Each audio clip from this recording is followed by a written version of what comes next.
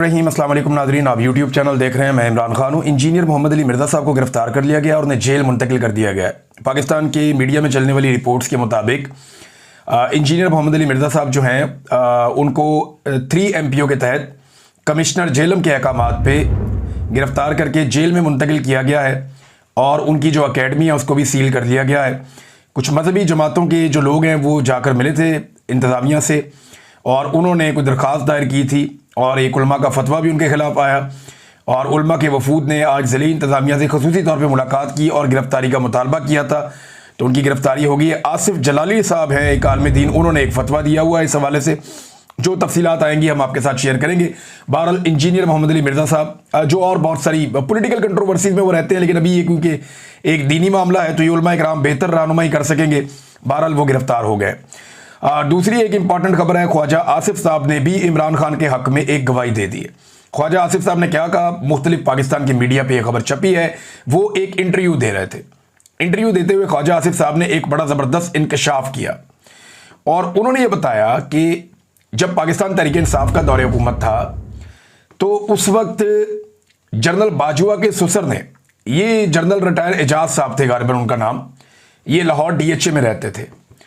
तो जो जनरल बाजवा के ससुर हैं, गालिबन वही रहते थे, जनरल बाजवा के ससुर ने उन्हें अपने घर पे बुलाया और बेसमेंट में लेकर चले गए और वहां जाकर कहा कि नवाज शरीफ की गुजरांवाला की जो तकरीर है उसमें उन्होंने जनरल बाजवा और जनरल फैज़ हमीद का नाम लिया है, तो तुम इसकी मजम्मत कर दो। ख्वाजा आसिफ को कहा और अपने आप को इससे अलग कर दो। अब ख्वाजा आसिफ ने कहा कि राणा तनवीर भी इस बात के गवाह हैं कि मैंने जनरल बाजवा के ससुर से कहा कि मैं ऐसा नहीं करूंगा, जिस पर मुझे कहा गया कि बात नहीं मानेंगे तो आपके खिलाफ नैब का केस बन जाएगा। और उसके चंद दिन बाद अचानक मुझे गिरफ्तार किया गया और इस दौरान में 6 माह जेल में रहा, लेकिन हुकूमत मुझ पर नैब का कोई केस ना बना सकी तो मुझे अदालत ने मुझे रिहा कर दिया। अब मामला यह है कि ख्वाजा आसिफ साहब ने खुद गवाही दी कि मुझे इमरान खान ने गिरफ्तार नहीं किया, मुझे जर्नैलों ने गिरफ्तार किया, क्योंकि नवाज शरीफ ने जनरल फैद और जनरल बाजवा के खिलाफ बात की थी तो उन्होंने धमकी लगवाई जनरल रिटायर एजाज साहब के तवसत से, यानी जनरल बाजवा के ससुर ने बुला के धमकी लगाई और उस धमकी के बाद ख्वाजा आसिफ को गिरफ्तार कर लिया गया। तो जर्नैल मार रहे थे PMLN को, ये ख्वाजा आसिफ साहब ने कहा।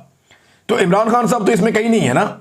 इमरान खान साहब तो खुद कहते थे कि नैब को तो कंट्रोल ही वो करते थे और ये मैं ज़ाती तौर पे जानता हूं कि नैब को बाकायदा उस वक्त मिलिट्री जर्नल्स कंट्रोल करते थे, एजेंसियां कंट्रोल करती थी, जैसे आज भी एजेंसियां ही नैब को कंट्रोल करती हैं। तो ख्वाजा आसिफ साहब ने कहा, और सवाल ये पैदा होता है कि ख्वाजा आसिफ साहब फिर चुप क्यों रहे। तब से लेकर अब तक ख्वाजा आसिफ साहब ने ऐसी कोई बात ही नहीं की। आज तक ख्वाजा आसिफ साहब ने इस बारे में एक लफ्ज़ नहीं बोला। उसके बाद उसी जनरल बाजवा के मरहूने मिन्नत होकर उसी जनरल फैज़ के जूतों में गिरकर इन्होंने इक़्तिदार हासिल कर लिया और इमरान खान साहब की हुकूमत गिराकर खुद इक़्तिदार में आकर बैठ गए। अगर वो जर्नैल इतने बुरे थे तो इनको चाहिए था ना उन्हें एक्सपोज करते, या कम से कम वजीर दिफा बनने के बाद ख्वाजा आसिफ को चाहिए था कि उस शख्स पे कानूनी कार्रवाई करते जिसने इन्हें धमकी दी थी कि मैं तुम्हें गिरफ्तार करवा दूंगा या तुम्हें गिरफ्तार कर लिया जाएगा और तुम पे नैब का केस बना दिया जाएगा अगर तुमने अपने आप को इससे अलग ना किया और इसकी मजम्मत ना की। तो ख्वाजा आसिफ साहब ने एक तो बहुत देर से ये बात की, यानी रिटायर्ड जर्नैलों को, उनके रिश्तेदारों को मारना बहुत आसान होता है, इनको हाजिर ड्यूटी माई बाप चाहिए होता है। रोज़ाना की बुनियाद पे आप देखें कि अभी कल की बात है, वो कैप्टन सफदर ने जो है वो नदीम अंजुम साहब को धोया बैठ के, साबिक DG ISI, और अब जो है वो ख्वाजा आसिफ साहब जनरल बाजवा को धोते हैं हर दूसरे चौथे दिन। अब उनके ससुर की भी धुलाई की है, जनरल फैज़ को भी रिटायरमेंट के बाद से ये टिका के धो रहे हैं। तो मामला ये है कि जिस वक्त ये जर्नैल मौजूद थे तब तो इनके जूतों के तस्मों के साथ लटक के ये लोग इक़्तिदार में आए थे, ये एक सच है। लेकिन चले, एक अच्छी बात है कि ख्वाजा आसिफ साहब ने इमरान खान साहब के हक में गवाही दी और ये कहा कि उस वक्त भी जर्नैलों ने उनके साथ जो किया था वो किया था, और इमरान खान साहब ये कह चुके हैं कि जनाब नैब तो वो कंट्रोल करते थे। और जब इमरान खान साहब ने चीज़ों को ठीक करने की कोशिश की तो एस्टेब्लिशमेंट को पसंद नहीं आया, जैसे कि हमेशा नहीं आता। जो भी आदमी अपनी डोमेन वापस मांगता है या पॉलिटिकल स्पेस को बढ़ाने की कोशिश करता है, उसकी हुकूमत पाकिस्तान में मिलिट्री एस्टेब्लिशमेंट गिरा देती है। बहरहाल ये एक दूसरे के पोल खुद ही खोलेंगे और ज़्यादा किसी और को कुछ करने की ज़रूरत नहीं रहेगी, चीज़ें खुद ही खुलती रहेंगी। एक और नाज़रीन, ख्वाजा आसिफ साहब ने माफ़ी का एक नया फॉर्मूला भी दे दिया। ये बड़ा इंटरेस्टिंग है। ख्वाजा आसिफ साहब ने कहा कि माफ़ी, पछतावे या शर्मिंदगी का इजहार, इन तीन चीज़ों में से एक चीज़ करनी पड़ेगी। अब 9 मई पर तहरीके इंसाफ एक ऑप्शन चुन ले, माफ़ी, पछतावा या शर्मिंदगी का इजहार। अब चाहे ये पार्लियामेंट में कह दे, चाहे ये अदालत में कह दे, चाहे ये कौम से माफ़ी मांग ले या इदारे से मांग ले, सियासत करनी है तो ये करना पड़ेगा। अब ख्वाजा आसिफ ने भी आज इस बात की तस्दीक कर दी कि मिलिट्री एस्टेब्लिशमेंट को पाकिस्तान तहरीक इंसाफ से माफ़ी मंगवानी है, इसके अलावा रास्ता कोई नहीं है। अगर सियासत करनी है तो, वरना सियासत वो कर ही नहीं पाएंगे। लेकिन ना सियासत वो कैसे करें? मखसूस नशिस्तें उनकी छीन ली गई, 17 नशिस्तें जीतने वालों को हुकूमत दे दी गई, उनकी आधी से ज़्यादा सीटें कौमी असम्बली की और इसी तरह सूबाई असम्बली की भी छीन ली गई। यानी 3 सूबों में कम से कम उनकी हुकूमत बनती थी स्टेट वे, वो उनकी नहीं बनने दी गई। चौथे सूबे में उनकी एक इत्तेहादी हुकूमत बनती थी, वो भी नहीं बनने दी गई। तो पाकिस्तान तहरीक इंसाफ को दीवार के साथ लगाया गया और जितने ज़िमनी इलेक्शन होते हैं उनमें फारिग किया जाता है, उनके एमएनएच पे मुकदमात किए जाते हैं, सुनाए जाते हैं, मुकदमात के फैसले फारिग किया जाता है। तो सियासत तो उन्हें नहीं करने दी जा रही और ये एस्टेब्लिशमेंट का काम है। तो ख्वाजा आसिफ ये कहते हैं कि जनाब माफ़ी जब मांग लो, या आप ये कह दें कि जनाब हमें शर्मिंदगी है, या आप ये कह दें कि हमें पछतावा है, तो या फिर आप माफ़ी मांग लें। इसके अलावा जो है वो कोई ऑप्शन नहीं है। इनमें से तीनों में से एक ऑप्शन ख्वाजा आसिफ साहब कहते हैं कि चुननी पड़ेगी। अब इस पे जो है वो एक रद्द-ए-अमल एतजाज़ एहसन साहब का भी है, वो बड़ा इंटरेस्टिंग है। एतजाज़ एहसन साहब कहते हैं कि ये क्या असूल है कि सियासतदान से कहा जा रहा है कि माफ़ी मांगे, इमरान खान किस बात की माफ़ी मांगे? 9 मई पर इंतज़ामिया और आईजी पंजाब को माफ़ी मांगनी चाहिए। आईजी बताए कि 12 घंटे कोर कमांडर हाउस चलता रहा, उसके थानेदार कहाँ थे, मौके पर क्यों नहीं पहुंचे, और सीसीटीवी फुटेज कहाँ गई, बाकी चीज़ें कहाँ गई? ये वो बहुत सारे सवालात हैं जिनके जवाब कोई भी नहीं दे रहा, या शायद किसी के पास उनके जवाब है ही नहीं, बस सजाएं दिए जा रहे हैं। अब राणा सनाउल्लाह साहब के डेरे पे हमले वाला जो मामला है उसके ऊपर जनाब बड़ा रोला पड़ गया है कि जनाब डेरे के ऊपर एहतजाज हो रहा था और तोड़फोड़ हुई है, तो इसका मुकदमा दर्ज किया गया। तो मुद्दई राणा साहब को बनना चाहिए था। कुछ लोग कह रहे हैं जी रियासत मुद्दई बन गई है, वो क्यों हुआ? चले ये तो आप छोड़े बात। मामला ये है कि तोड़फोड़ का जो केस है उसमें जो सजाएं दी जा रही हैं वो तो ऐसे दी जा रही हैं कि कोई कत्लो गारतगिरी हो गई है। 10-10 साल की सजाएं दे दी उठा के 60 के करीब बंदों को, और उसके अलावा कई बंदों को जो है वो 3-3 साल की सजाएं दे दी। ना कोई एक बंदा जख्मी हुआ, ना कोई एक बंदा जाँ बहक हुआ, ना कोई कत्ल हुआ, ना कोई जख्मी हुआ, और सजाएं दे दी दहशतगर्दी वाले मामला डाल के। अब यही राणा सनाउल्लाह हैं, जब ये वजीर कानून थे और पंजाब की पुलिस को और सारे निज़ाम को कंट्रोल करते थे, तो इन लोगों के ऑर्डर के ऊपर गोली चलाई गई मॉडल टाउन में, और जब वहां गोली चलती है तो उसमें 14 लोग शहीद हो जाते हैं, जाँ बहक हो जाते हैं, और उसमें दर्जनों लोगों को गोलियां लग जाती हैं, लोग अस्पतालों में पहुंच जाते हैं, खवातीन के मुंह के ऊपर गोलियां मारी जाती हैं, हामला खातून जो है उसे शहीद कर दिया जाता है। आज 11 साल गुजर गए, उस मामले में अब तक इंसाफ नहीं हो सका। यानी जब एस्टेब्लिशमेंट चाहे तो आप ये देखें कैसे वो नाइंसाफी को भी इंसाफ बना देते हैं, और जब एस्टेब्लिशमेंट साथ खड़ी हो जाए तो जो इंसाफ करना भी होता है ना उसे भी रोक देते हैं। यानी वहां लाशें गिरी थी, 14 लाशें थी, दर्जनों जख्मी थे, कत्ल और इक़दाम कत्ल के मामला थे, किसी को सजा नहीं हुई। और यहां पे जनाब क्या हुआ कि कोई एक बंदा भी जख्मी या हलाक नहीं हुआ, और यहां पे धड़ाधड़ सजाएं सुनाई जा रही हैं। रियासत है ना, जिस तरफ मर्जी मामला ले जाए। ख्वाजा आसिफ ठीक कहते हैं ना कि फिर सियासत नहीं करने देंगे, कोई भी काम नहीं करने देंगे, और मामला उसी तरफ चल रहा है। उमर अयूब साहब ने इस सजा के ऊपर अपना रद्द-ए-अमल दिया है। उमर अयूब साहब कहते हैं कि मुझे दीगर तहरीक इंसाफ के रहनुमाओं और कारकुनों को आज ATC फैसलाबाद के जज जावेद इकबाल शेख ने राणा सनाउल्लाह के घर पर मुबैना हमले के झूठे इल्ज़ाम में 10 साल कैद की सजा सुना दी। मैं उस जगह कभी मौजूद ही नहीं था और इस्तगासा के किसी गवाह ने मेरा नाम तक नहीं लिया। मजीद ये कि इन्हीं गवाहों की गवाही को गुज़िश्ता साल ATC सरगोदा ने मुस्तरद कर दिया था और इन्हें झूठा करार दिया था। इस फैसले के बाद मेरे खिलाफ मजमूई तौर पर कैद की सजाएं 40 साल की हो गई हैं। अब वो ये कहते हैं कि 28 दिसंबर 2007 को बेनज़ीर भुट्टो जब कत्ल हुई तो उनकी शहादत के बाद पीपल्स पार्टी के कारकुनों ने हरिपुर में मेरे घर पर हमला किया और जलाने की कोशिश की। मगर उस वक्त ना कोई गिरफ्तारी हुई और ना ही किसी को सज़ा सुनाई गई। अब आगे वो एंड में जाके कहते हैं कि जनाब ये तो फस्तायत हो रही है और बदतरीन फस्तायत हो रही है, मगर मैं हमेशा तहरीक इंसाफ और अपने कायद इमरान खान का सिपाही रहूँगा। इंशाल्लाह इमरान खान पाकिस्तान के वज़ीर आज़म बनेंगे। ये जनाब कह रहे हैं उमर अयूब साहब, उनका रद्द-ए-अमल है, वो गए ही नहीं उस तरफ जिस तरफ मुकदमा उन पर डाल दिया पकड़ के, तल्ला की कोई नहीं। और जितना नुकसान बेनज़ीर की शहादत के ऊपर पीपल्स पार्टी ने किया था उसकी तो मिसाल ही कोई नहीं मिलती। तो भाई वो बर्बादी फेर दी थी पीपल्स पार्टी ने, अरबों डॉलर का नुकसान कर दिया था पाकिस्तान का, लेकिन कुछ नहीं किया गया। रियासत खामोश हो गई कि आगे बढ़ना। लेकिन ये 9 मई के अंदर जो है ना एक जिद पकड़ी हुई और इसको बहाना बनाकर एक पॉलिटिकल पार्टी को विक्टिमाइज किया जा रहा है, दीवार के साथ लगाया जा रहा है। ये बहाना है और कुछ नहीं है।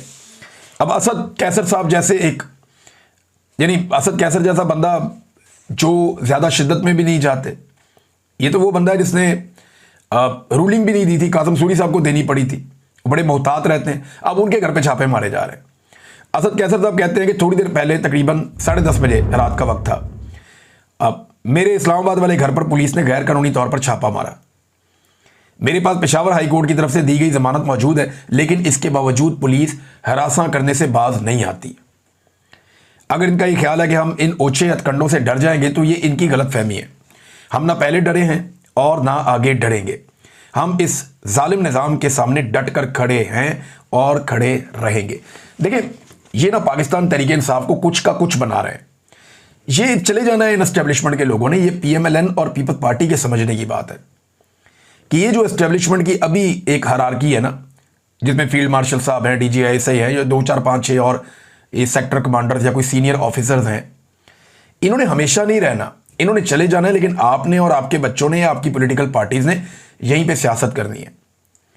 ये आपकी सियासी मुखालिफ जमात जो पाकिस्तान तहरीक इंसाफ है उसके ऊपर आयरन कोटिंग कर रहे हैं, उन्हें लोहे का बना रहे हैं। वो उन्हें इतना मजबूत कर देंगे कि कल आप कई दहाइयों तक फिर उनका मुकाबला करने के काबिल नहीं रहेंगे। अगर इसी तरह पाकिस्तान तहरीक इंसाफ मजीद मार खाती रही ना कुछ अरसा और, तो वो एक लोहे की जमात बन जाएगी। लोहे की जमात उन्हें बना तो दिया ऑलमोस्ट। तो जो कुछ उनके साथ जुल्म और फस्तायत की जा रही है, जितने लोगों को, यानी जो लोग नरम भी थे ना पाकिस्तान तहरीक इंसाफ में, उनको भी मजबूत बनाया, खवातीन को बहादुर बना दिया। कोई और पॉलिटिकल पार्टी उनका मुकाबला करने का सोच ही नहीं सकती मजहबी सियासी जमातों के अलावा। यह बात पीपल्स पार्टी और PMLN के सोचने की है। यह बात बाकी पॉलिटिकल पार्टीज के सोचने की है। जमहूरी पॉलिटिकल पार्टीज हैं कि एस्टेब्लिशमेंट उनका भला कर रही है या उनके लिए एक मुस्तकिल बहुत ताकतवर मुखालिफ पैदा कर रही है। अब ये तो हो रहा है। बहरहाल ये लोग तो चले जाएंगे अपनी नौकरियों से रिटायर होके, तो बाकी जिन्होंने निमटना है वो जाने और उनका काम जाने। हसन न्यादी साहब की जो वालदा है नौरीन खान न्यादी साहबा, उन्होंने स्टेटमेंट दिया है, एक इंटरव्यू उन्होंने दिया। ये इंपॉर्टेंट स्टेटमेंट है, मैं आपके सामने रख देता हूँ। और साथ में एक स्टेटमेंट जो है वो शाहिद खटक साहब ने भी दिया। अब ये दोनों स्टेटमेंट शेर अफजल मरवत के बारे में है। अच्छा, ये हसन न्यादी साहब की जो वालदा है वो कहती हैं कि शेर शाह ने कहा कि मुल्क से बाहर रहकर मैं तंग आ गया हूँ, अब चाहे ये मुझे पकड़ें, मैं वापस आ रहा हूँ। शेर मरवत जैसों को जो मैसेज आता है उन्होंने बोल देना है, मैं उसकी बात नहीं करना चाहती। इन लोगों ने शैतानियाँ की कि हसन पकड़ा गया, शेर शाह को भी पकड़ो। अब ये हसन की वालदा कह रही हैं, शेर अफजल का मैं नाम तक नहीं लेना चाहती। ये हर वो काम कर रहे हैं जो उन्हें फीड किया जाता है। हसन मेरा बेटा है तो शेर शाह भी मेरा बेटा है। हसन 9 मई को तकरीर कर रहा था क्योंकि पास खड़े मुजाहिरीन में से एक नौजवान को गोली लगी थी। मैं होती तो शायद ज्यादा सख्त तकरीर करती। शाहिद खटक साहब ने क्या कहा? शेर अफजल को कौन जानता था, उसकी क्या हैसियत थी? एक वकील था, इससे पहले बल्दियाती इलेक्शन में 45 वोट लिए थे। PTI ने स्पेस दी। सियासी जमात में एक दूसरे को इज्जत देनी होती है।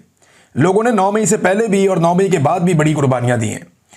गैर जिम्मेदार बयानात नहीं देने चाहिए थे। ये शेर अफजल मरवत साहब के बारे में।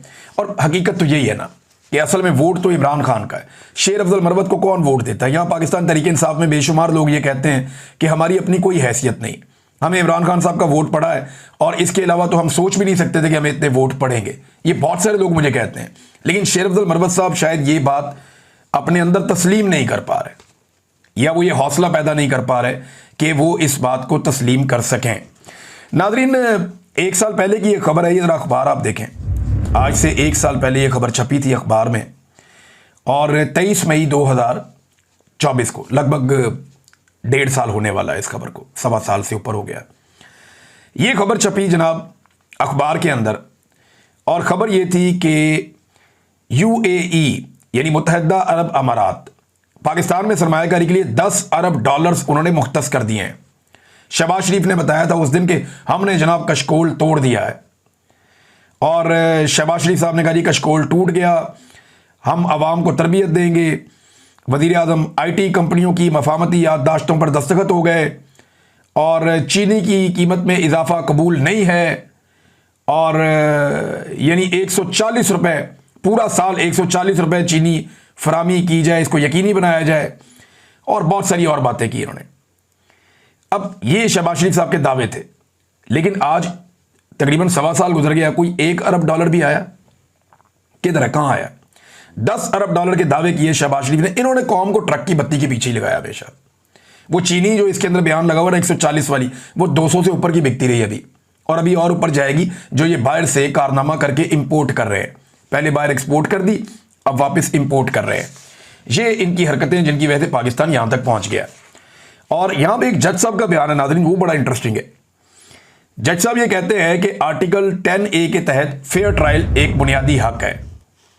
ये देखें आप, ये एक्सप्रेस न्यूज़ के ऊपर खबर छपी हुई है और सुप्रीम कोर्ट ऑफ पाकिस्तान से मुअज़्ज़िज़ जज ने ये बात की है कि जस्टिस मोहम्मद अली मजहर ये केस सुन रहे थे। इन्होंने कहा जी कि फेयर ट्रायल का हक आइन के आर्टिकल 10A के तहत एक बुनियादी हक बन गया है।